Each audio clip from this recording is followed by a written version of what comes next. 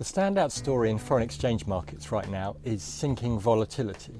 The chart we've got here shows dollar-yen volatility, but right now we're dropping below 7% last seen in summer 2014. And I tend to think what we're seeing right now is the equivalent in equity markets to a stock picker's market. Effectively, local stories will be winning through. The outperformer, if you will, has actually been the local story of Brexit. We've seen a re-rating on sterling as the market has moved to take no deal off the table. There's a lot to play for here, but there is a scenario where sterling against the dollar trades up to 136 or 138. The high-yield ruble has been performing well year to date, and with the risk of Russian sanctions from the US, we probably think right now the ruble will be trading at the best levels of the year.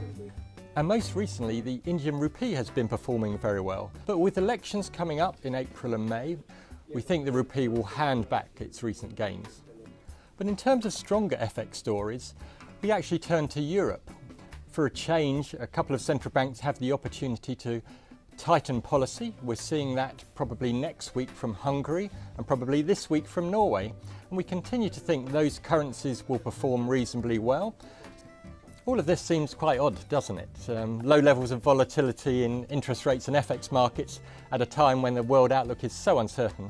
Well, we think this environment in the FX and the rates market looks like it's here at least for the next 3 to 6 months.